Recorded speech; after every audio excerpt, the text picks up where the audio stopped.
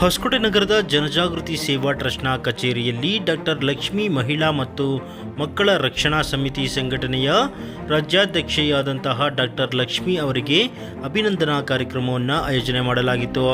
Doctor Lakshmi madam ರವರು ಮಹಿಳಾ ಮತ್ತು ಮಕ್ಕಳ ರಕ್ಷಣಾ ಸಮಿತಿಯನ್ನು ಪ್ರಾರಂಭ ಮಾಡಿಕೊಂಡು ಸಹಸ್ರಾರು ಮಹಿಳೆಯರಿಗೆ ಕಣ್ಣೀರು ಒರೆಸುವ ಕಾರ್ಯವನ್ನು ನಿರಂತರವಾಗಿ ಮಾಡುತ್ತಿದ್ದಾರೆ. ಹಲವಾರು ರೀತಿಯ ಜ್ವಲಂತ ಸಮಸ್ಯೆಗಳನ್ನು ಎದುರಿಸುತ್ತಿರುವಂತಹ ಮಹಿಳೆಯರ ಒಂದು ಹಿತದೃಷ್ಟಿಯಿಂದ ಸಂಘಟನೆಯನ್ನು ಪ್ರಾರಂಭ ಮಾಡಿ ಅವರಿಗೆ ನ್ಯಾಯ ಕೊಡಿಸುವ ಕಾರ್ಯವನ್ನು ನಿರಂತರವಾಗಿ ಮಾಡಿಕೊಂಡು ಬರುತ್ತಿದ್ದಾರೆ.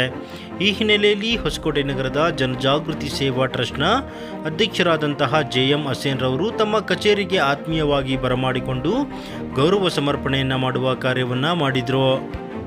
ಬಳಿಕ ಮಾತನಾಡಿದಂತಹ ಜನಜಾಗೃತಿ ಸೇವಾ ಟ್ರಸ್ಟ್ನ ಅಧ್ಯಕ್ಷರಾದ JM ಹಸೇನ್ ರವರು ಡಾಕ್ಟರ್ ಲಕ್ಷ್ಮಿ ಮೇಡಮ್ ರವರು ಸಹಸ್ರಾರು ಮಹಿಳೆಯರ ಒಂದು ಕಣ್ಣೀರು ಒರೆಸುವ ಕಾರ್ಯವನ್ನು ನಿರಂತರವಾಗಿ ಮಾಡಿಕೊಂಡು ಬರುತ್ತಿದ್ದಾರೆ. ಅವರ ಜೀವನವನ್ನೇ ಹೋರಾಟದ ಬದುಕಿಗಾಗಿ ಮೀಸಲಿಟ್ಟಿದ್ದು ಸಮಾಜದಲ್ಲಿ ಹಲವಾರು ರೀತಿಯಲ್ಲಿ ಹಲವಾರು ಮಹಿಳೆಯರು ಒಂದಲ್ಲ ಒಂದು ರೀತಿಯಲ್ಲಿ ಸಮಸ್ಯೆಗಳನ್ನು ಎದುರಿಸುತ್ತಿದ್ದಾರೆ. ಅದನ್ನು ಗುರುತಿಸಿ ಅವರಿಗೆ ನ್ಯಾಯ ಒದಗಿಸುವ ಕಾರ್ಯವನ್ನು ಮಾಡಿಕೊಂಡು ಬರ್ತಿದ್ದಾರೆ. ಆದ್ದರಿಂದ ಮಹಿಳೆಯರು ಇಂತಹ ಕಾರ್ಯಗಳನ್ನು ಮಾಡಲು ಮುನ್ನುಗ್ಗಬೇಕು. ಇವರ ಸೇವೆ ಮತ್ತಷ್ಟು ಜನರಿಗೆ ದಕ್ಕಲಿ ಎಂದು ನಾನು ಈ ಸಂದರ್ಭದಲ್ಲಿ ಶುಭ ಹಾರೈಸುತ್ತೇನೆ ಎಂದು ತಿಳಿಸಿದರು. ಎಲ್ರಿಗೂ ನಮಸ್ಕಾರ. ನಾವು ಇವತ್ತು ಜನಜಾಗೃತಿ ಸೇವಾ ಟ್ರಸ್ಟಿಂದ ಈ ಲಕ್ಷ್ಮೀ ಮೇಡಮ್ ಅಂತವರು ಹೆಂಗಸರು ಸಿಗೋದೇ ಅಪರೂಪ. ಅವ್ರು ನೈಟ್ ಆ್ಯಂಡ್ ಡೇ ಎಂಥ ಹೆಣ್ಮಗುನು ಏನೋ ಸಮಸ್ಯೆ ಅಂತ ಫೋನ್ ಮಾಡಿದ್ರೆ ರಾತ್ರಿ ಮೊನ್ನೆ ಒಂದು ನೈಟ್ ಹೋಗಿದ್ದೀನಿ ಪೊಲೀಸ್ ಸ್ಟೇಷನ್ ಹತ್ರ 2 ಗಂಟೆ ರಾತ್ರಿಯಲ್ಲಿದ್ದಾರೆ ಹೆಣ್ಮಗು. ಅದಕ್ಕೋಸ್ಕರ ಅವ್ರನ್ನ ಗುರುತಿಸಿ ಇವತ್ತು ಹೆಣ್ಮಕ್ಳು ಆಚೆ ಬರಬೇಕಂದ್ರೆ ಯಾವುದೋ ಒಂದು ರಾಜಕೀಯ ಆಗಲಿ ಇಲ್ಲಾಂದರೆ ಇಂಥ ಒಳ್ಳೆಯತನಕ್ಕೆ ಸಪೋರ್ಟ್ ಮಾಡೋಕ್ಕೆ ಬರಬೇಕಂದ್ರೆ ಒಂಥರ ಒಂದು ಹೆಣ್ಮಕ್ಳು ಆಗಲಿ ಒಂದು ಬಡವರು ಆಗಲಿ ನ್ಯಾಯ ಕೊಡ್ಸೋಕ್ಕಾಗಿರ್ಬೋದು, ಒಂದು ಅವ್ರನ್ನಿಂದ ಹೆಲ್ಪ್ ತಗೊಳಕ್ಕಾಗಿರ್ಬೋದು, ಹೆಲ್ಪ್ ಮಾಡೋಕ್ಕಾಗಿರ್ಬೋದು, ಇಂಥವ್ರು ಬರಬೇಕಂತ ಇವತ್ತು ನಮ್ಮ ಜನಜಾಗೃತಿ ಸೇವಾ ಟ್ರಸ್ಟ್ ಕಡೆಯಿಂದ ಇಂಥ ಲಕ್ಷ್ಮೀ ಮೇಡಮ್ ಅಂತ ಅವರು ನಮ್ಮ ಹೊಸಕೋಟೆಯಲ್ಲಿ ಸುಮಾರು ಎಷ್ಟೋ ಕಾರ್ಯಕ್ರಮಗಳಲ್ಲಿ ನೋಡಿದ್ದೀನಿ. ಎಲ್ಲ ಅವರು ಕೊರೋನಾ ಟೈಮಲ್ಲಿ ಏನು ಕಿಟ್ಟಿ ಚಾರಣ ಆಗಿರ್ಬೋದು, ನೀರಾಗಿರ್ಬೋದು, ಪ್ರತಿಯೊಂದೂ ಅವರು ನನ್ನ ಕಣ್ಣಾರ ನೋಡಿದ್ದು, ನಾವು ಮಾಡಿದ್ದೀವಿ, ಅವರು ಮಾಡಿದ್ದೇವೆ.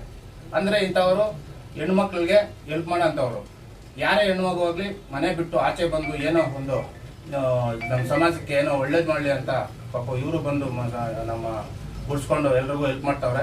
ಅದಕ್ಕೋಸ್ಕರ ನಾವು ಗುಡಿಸಿ ಇವತ್ತು ಸನ್ಮಾನ ಮಾಡ್ತಾ ಇದ್ದೀವಿ. 100 ವರ್ಷ ಆಯುಷು ಆರೋಗ್ಯ ಚೆನ್ನಾಗಿರಲಿ ಇಂಥ ಹೆಣ್ಮಕ್ಳು ಅಂತ ನಾವು ಬೇಡ್ಕೊಳ್ತಾ ಇದ್ದೀವಿ. ಅಭಿನಂದನೆಯನ್ನು ಸ್ವೀಕಾರ ಮಾಡಿದಂತಹ ಡಾಕ್ಟರ್ ಲಕ್ಷ್ಮಿ ಮಹಿಳಾ ಮತ್ತು ಮಕ್ಕಳ ರಕ್ಷಣಾ ಸಮಿತಿಯ ಅಧ್ಯಕ್ಷೆ ಡಾಕ್ಟರ್ ಲಕ್ಷ್ಮೀರವರು ಮಾತನಾಡಿ, ಸಮಾಜದಲ್ಲಿ ನಾನು ಕೂಡ ಒಬ್ಬ ಹೆಣ್ಣಾಗಿ ಸಾಕಷ್ಟು ನೊಂದು ಬೆಂದ ಹಿನ್ನೆಲೆಯಲ್ಲಿ ನನ್ನಂತೆ ಬೇರೆ ಹೆಣ್ಣು ಮಕ್ಕಳು ಈ ರೀತಿ ಆಗಬಾರದು ಎಂಬ ಉದ್ದೇಶದಿಂದ ಈ ರೀತಿಯ ಒಂದು ಸಮಾಜ ಸೇವಾ ಕಾರ್ಯದಲ್ಲಿ ತೊಡಗಿಸಿಕೊಂಡಿದ್ದೇನೆ. ಈ ನನ್ನ ಒಂದು ಸೇವಾ ಕಾರ್ಯಕ್ಕೆ ರಾಜ್ಯದ ಹಲವಾರು ಅಣ್ಣ ತಮ್ಮಂದಿರ ಆಶೀರ್ವಾದ ಇದೆ. ಜೊತೆಗೆ ಪೊಲೀಸ್ ಇಲಾಖೆಯು ನನ್ನೊಂದಿಗೆ ಕೈ ಜೋಡಿಸಿರುವ ಪರಿಣಾಮವಾಗಿ ನಾನು ಈ ರೀತಿಯ ಸಮಾಜ ಸೇವೆ ಮಾಡಲು ಸಾಧ್ಯವಾಗಿದೆ. ಆದ್ದರಿಂದ ನನ್ನ ಜೀವನ ಇರುವವರೆಗೂ ನಾನು ಈ ರೀತಿಯ ಒಂದು ಸಮಾಜ ಸೇವಾ ಕಾರ್ಯದಲ್ಲಿ ತೊಡಗಿಸಿಕೊಳ್ಳುತ್ತೇನೆ ಎಂದು ತಿಳಿಸಿದರು. ಇಂಥವರ ಆಶೀರ್ವಾದನೆ ಅಂತ ಹೇಳ್ತೀನಿ. ಯಾಕೆಂದರೆ ನಾನೊಂದು ಬಡ ಕುಟುಂಬದಲ್ಲಿ ಹುಟ್ಟಿದಂಥ ಹೆಣ್ಮಗಳು.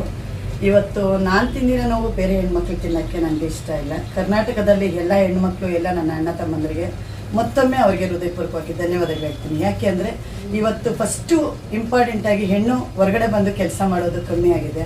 ಮುಂದಿನ ದಿನಗಳಲ್ಲಿ ಎಲ್ಲ ಹೆಣ್ಣು ಮಕ್ಕಳಿಗೂ ಒಂದು ರಕ್ಷಣೆ ಬೇಕು. ಗೌರ್ಮೆಂಟಿಂದ ಏನು ಸವಲತ್ತುಗಳು ಸಿಗುತ್ತೋ ಅದು ಬಡವ್ರ ಮನೆ ತಲುಪಿಸ್ಬೇಕು. ಕಣ್ಣೀರು ಹಾಕಂತ ಹೆಣ್ಣು ಮಕ್ಕಳು ಕಣ್ಣೀರು ಒರೆಸೋಂಥ ಕೆಲಸ ನಾವು ಮಾಡಬೇಕು ಅಂತ ನನ್ನ ಚಿಕ್ಕ ಹಳ್ಳಿನ ಸೇವೆ ಮಾಡ್ತಾ ನಾನು ಮುಂದೆ ಬಂದಿದ್ದೀನಿ ಸರ್. ಇವತ್ತು ಯಾರೋ ಒಂದು ಹಾಸ್ಪಿಟ್ಲಲ್ಲಿ ಬ್ಲಡ್ ಇಲ್ಲ ಅಂತ ಬರ್ತಾರೆ. ಕೆಲವಾರು ಜನಕ್ಕೆ ಪಾಪ ಮನೆ ಕಡೆ ಸಪೋರ್ಟ್ ಇಲ್ಲದೆ ಬರ್ತಾರೆ. ಕೆಲವಾರು ಜನಕ್ಕೆ ಪಾಪ ಗಂಡ ಇಲ್ಲ, ಮಕ್ಕಳನ್ನ ಓದಿಸೋಕ್ಕೆ ತುಂಬ ನೋವು ತಿಂತಾ ಇರ್ತಾರೆ.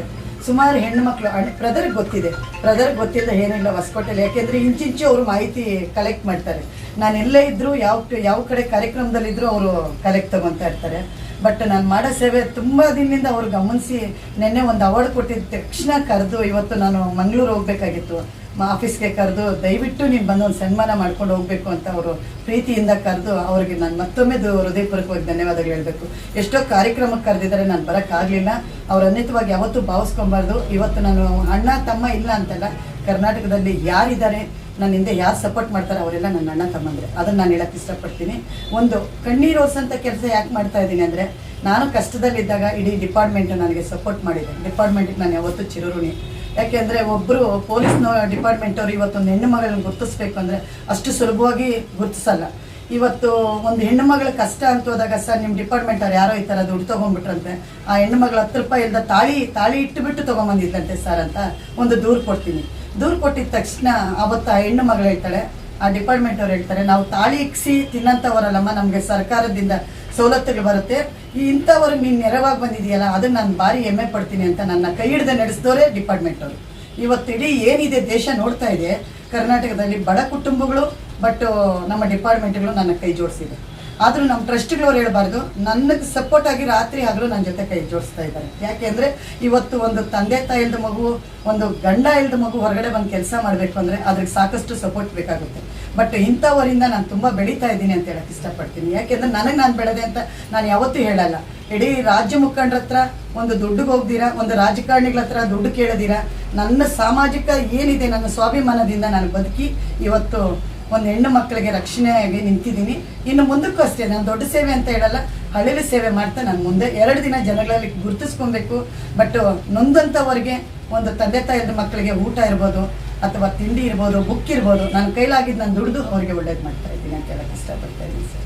ಹೊಸಕೋಟೆ ಅಲ್ಲ, ಎಲ್ಲ ಸ್ಟೇಟಲ್ಲೂ ನಾನು ಇವತ್ತು ಗುರುತಿಸ್ತಾ ಇದ್ದೀನಿ ಅಂದರೆ ಅದು ಬಡ ಮಕ್ಕಳಿಂದಾನೇ ಅಂತ ನಾನು ಹೇಳಕ್ಕೆ ಇಷ್ಟಪಡ್ತೀನಿ. ನನ್ನ ಮಕ್ಕಳು ತಂದೆ ತಾಯಿಯಿಂದ ನೋವು ತಿಂದಿದ್ದಾರೆ, ಹಂಗಂತ ನಾವು ತಂದೆ ತಾಯಿಯಿಂದ ನೋವು ತಿಂದಿದ್ದೀವಿ. ಬೇರೆ ಮಕ್ಕಳು ಯಾರೂ ಆ ಥರ ನೋವು ತಿನ್ನೋದು ಬೇಡ, ಇರೋದು ನಾವು 3 ದಿನ ಒಳ್ಳೆ ಕೆಲಸ ಮಾಡಿ ಹೋಗೋಣ ಅಂತ ಹೇಳಕ್ಕೆ ಇಷ್ಟಪಡ್ತೀನಿ ಸರ್.